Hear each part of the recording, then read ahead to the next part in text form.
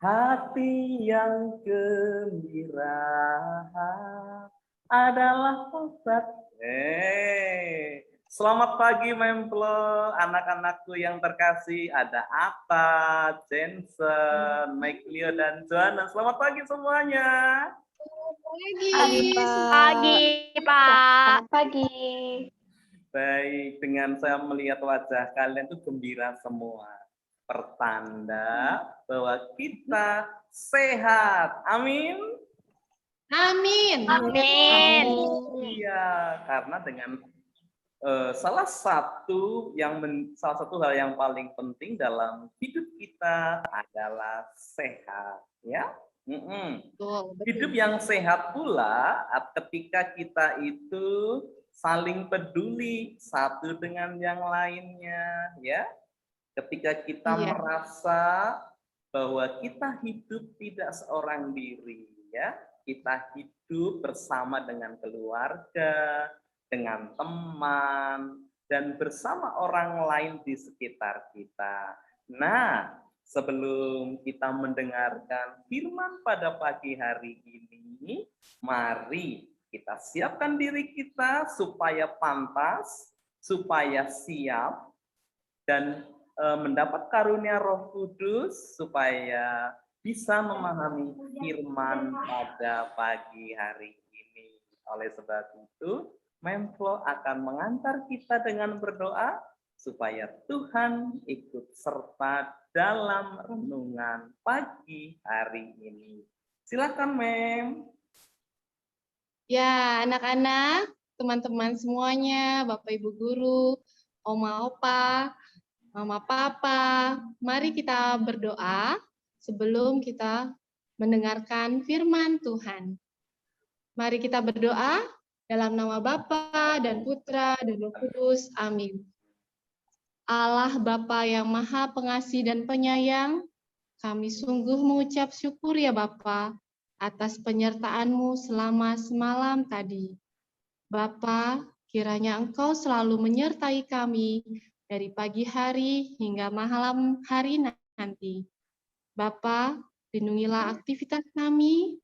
Sekarang kami akan mendengarkan firman-Mu ya Bapa. Jagalah kami, bimbinglah kami, agar kami dapat mendengarkan firman-Mu. Dan kami bukan hanya saja mendengarkan firman-Mu, tetapi juga dapat melakukan dalam kehidupan kami masing-masing. Terima kasih ya Bapa, kami serahkan doa ini hanya ke dalam tangan-Mu. Dalam nama Tuhan Yesus kami berdoa dan mengucap syukur. Amin. Dalam nama Bapa dan Putra dan Roh Kudus. Amin. Bacaan dari Injil Lukas bab 6, ayat 6 sampai 11. Pada suatu hari Sabat, Yesus masuk ke rumah ibadat lalu mengajar. Di situ ada seorang yang mati tangan kanannya. Ahli-ahli Taurat dan orang-orang Farisi mengamat-amati Yesus. Kalau ia menyembuhkan orang pada hari Sabat, agar mereka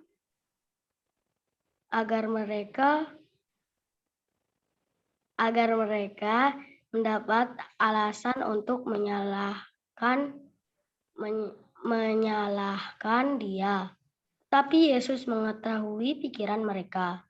Ia berkata kepada orang yang mati tangan kanannya, "Bangunlah dan berdirilah di tengah."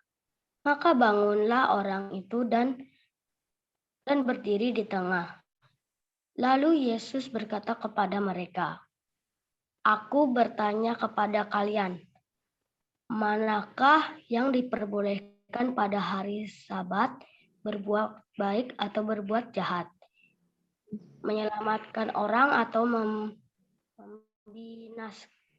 membinaskannya?" Sesudah itu, ia memandang keliling kepala mereka semua. Lalu berkata kepada orang sakit itu, "Ulurkanlah tanganmu." Orang itu mengulurkan tangannya dan sembuhlah ia. Maka meluaplah amarah ahli-ahli Taurat dan orang Farisi. Lalu mereka berunding apakah yang akan mereka lakukan terhadap Yesus. Demikian Injil Tuhan.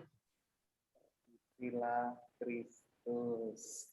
Terima kasih ya. Bacaan pada pagi hari ini bagus sekali ya. Tuhan Betul. Yesus tetap berkarya, tetap bekerja meskipun pada hari Sabat ya. Oke. Anak-anak yang terkasih, meskipun Yesus dianggap menjadi orang yang mulia, bukan hanya dianggap, kita percaya ya, pada saat itu, pada saat Tuhan Yesus memulai karya penyelamatannya, ya, sehingga para kaum Farisi mencoba untuk ya bagaimana caranya supaya bisa namanya itu mencari kelemahan Tuhan Yesus, mencari kelemahannya. Nah, oleh sebab itu anak-anak, saya nanya pada kalian, siapa yang bisa hidup seorang diri? Ada enggak? Apa bisa? Nggak bisa kayaknya deh, Pak. Enggak. Kita Nggak makhluk bisa. sosial, Pak. Nggak bisa hidup sendiri, Pak. Iya benar. Iya, Benar ya, bagus Pak ya? sekali ya, makhluk sosial bisa hidup sendiri. Joanna bisa nggak hidup Benar. seorang diri kira-kira? Impossible, Pak. Tidak bisa. Waduh. An impossible thing. Oke, hebat sekali ya. Oke. Benar. Itu pula Jensen pernah merasa, saya ulang ya, merasa sebagai seorang diri nggak ada teman, nggak ada keluarga, nggak ada sahabat. Pernah nggak ngerasa seperti itu? Tidak pernah, Pak. Luar Wah, biasa. banyak temennya nih, Pak Mungkin Mempo Johnson ya. pernah Kalau pernah sih punya perasaan seorang diri gitu. merasa sendirian, kalau lagi di rumah sendirian kayaknya seorang diri ya, Pak ya? Enggak sih, nggak pernah, Pak. Saya mah selalu ada temennya lah pasti. Luar biasa. Amin, amin. Ya. Mungkin Menflo punya tips atau cara supaya kita itu tidak merasa seorang diri. Ya, ada Pak, ada. Anak-anak, kalian punya tipsnya sebelum Menflo kasih tips ke anak-anak semuanya? Ada nggak yang mau sharing dulu? Maybe Joanna? Ya. Bagaimana caranya supaya kita itu merasa tidak seorang diri? Ya. Ada yang bisa sharing di sini? Oh, sharing dulu nggak? Mungkin kita ini kan seharusnya tidak sendiri, nggak akan pernah sendiri. Kita harus percaya kalau misalnya ada Tuhan Yesus Kristus yang bersama kita. Jadi kita nggak mungkin sendirian. Tuh, ya. Tipsnya. Ya, bagus sekali. Sering dekat sama Tuhan. Percaya seperti Tuhan katakan, kita harus selalu percaya bahwa Tuhan Yesus selalu beserta kita. Betul, Immanuel ya Pak ya. Bagus sekali. Ya. Iya. Oke, setuju. Oke, yang lain ada tipsnya nggak, caranya gimana sih supaya tidak merasa sendirian? Ya?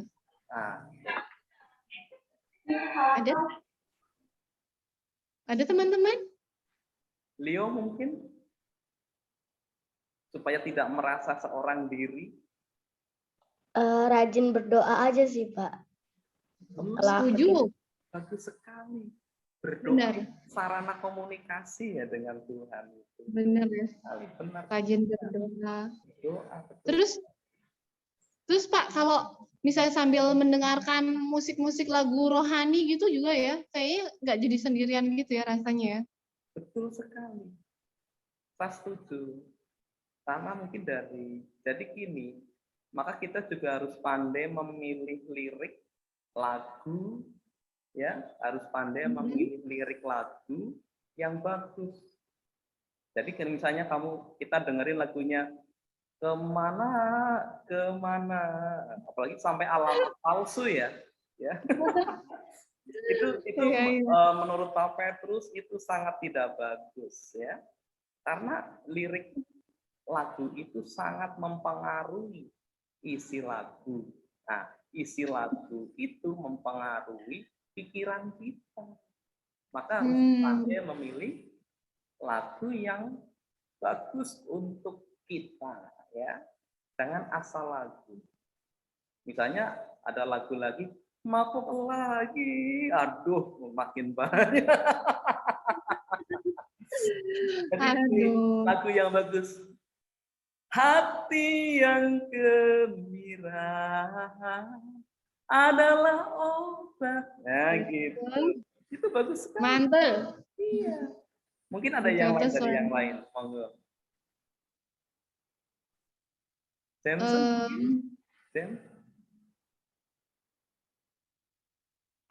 Pak? Tidak. Oke.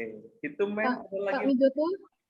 Ya, Pak Wijoto, kalau saya punya contoh nih, kalau yang kayak gini nih baik nggak ya Pak ya?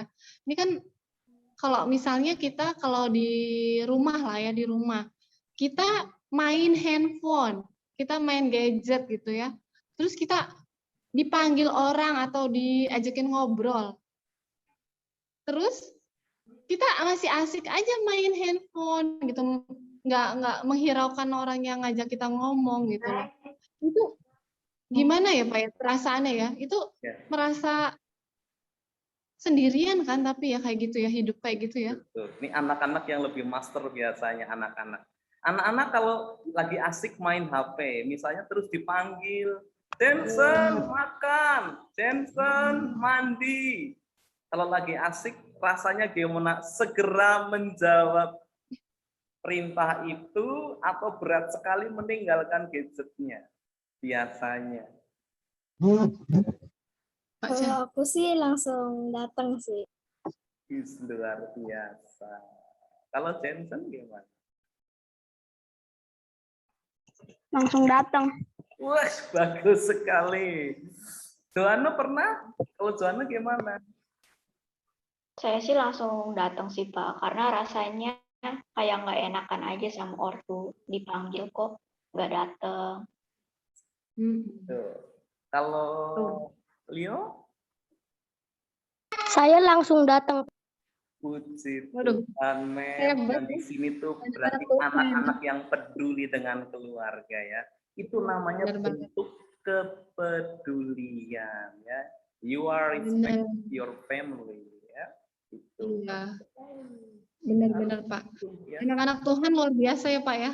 Nah itu. Jadi berbahagialah mama papa yang punya anak-anak yang dekat dengan Tuhan. Benar banget. Iya. Jadi anak punya anak yang dekat. Semuanya itu sebenarnya teladannya adalah orang tuanya pastinya. Gitu ya Mem ya? Iya betul Pak. Gimana caranya supaya kita bisa memberikan yang terbaik juga untuk anak-anak kita, tapi juga mengajarkan keteladanan gitu.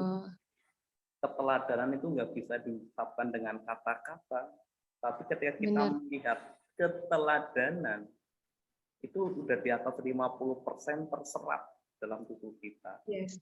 Jadi bahasa Inggrisnya yang Joanna itu the action more louder than speak. Itu ya Mem ya. Itu ya. Iya. Action more louder than speak. Tahu artinya Jensen? Mungkin yang ulangi lagi mungkin artinya. Pak Migoto nih kayaknya yang tahu artinya ya Jensen ya. Sama seperti tadi sebenarnya, keteladanan itu lebih mudah dipahami daripada hanya sebatas kata-kata. Oke. Begitu Mem. Kayaknya dari apa yang udah kita bicarakan saat ini, menurut saya jika kita terapkan dalam kehidupan sehari-hari sangat bagus. Gitu ya Mem ya? Setuju Iya, betul, anak? Pak. Anak-anak setuju? Setuju, Aku Pak. setuju sih, Setuju, Pak. Pak. Ya, semakin peduli dengan keluarga, dengan adik, dengan cici, ya. Itu kita harus Karena kita tidak bisa hidup sendiri ya Pak ya. persis. Seperti Tuhan Yesus pun sampai dia mengatakan, dia melakukan meskipun di hari Sabat karena harus menolong, maka dia lakukan. Dia Ya. utamakan kepedulian daripada hanya mengikuti aturan, hanya mengikuti aturan itu bagus, tapi ada yang lebih bagus lagi adalah menerapkan rasa cinta kita kepada sesama kita. Kita semakin peduli kepada sesama dan lingkungan. Gitu ya? Iya. Ada tambahan, Mei? Iya. Oke, benar banget Pak. Oke, kalau udah cukup, mari kita akhiri renungan pagi ini dengan doa yang akan dipimpin oleh Jensen. Silakan Jensen. Dalam nama Bapa dan Putra dan Roh Kudus. Amin. Allah Bapa yang Maha Baik, terima kasih Kau telah ciptakan kami menjadi manusia baru sehingga kami bisa mendatangkan berkat bagi sesama kami. Terima kasih Engkau telah peduli kepada kami sehingga berkatilah kami pula untuk semakin peduli kepada sesama dan lingkungan kami. Kemuliaan kepada Bapa dan Putra dan Roh Kudus, seperti pada permulaan, sekarang, selalu, dan sepanjang masa. Amin. Dalam nama Bapa dan Putra dan Roh Kudus. Amin. Amin. Ya, terima kasih Jensen. Doanya bagus sekali. Oke, Pak Migoto. Sekian dulu renungan hari ini. Oke, puji Tuhan ya, kita telah bersama renungan pagi SD Putra Nirmala yang beralamatkan di Jalan Dr. Sutomo nomor 33 Cirebon. SD Putra Nirmala membuka kedatangan kalian semua tentunya setelah masa pandemi ini berakhir ya, kita bisa bergabung, bertemu, berkumpul di Sekolah Putra Nirmala ya. Oke, terima kasih. Selamat berkarya untuk pada hari ini. Semoga Tuhan Yesus memberkati kita semua. Terima kasih semuanya. Amin. Ya, Selamat terima pagi kasih semuanya. kita semua. Bye-bye. Dadah.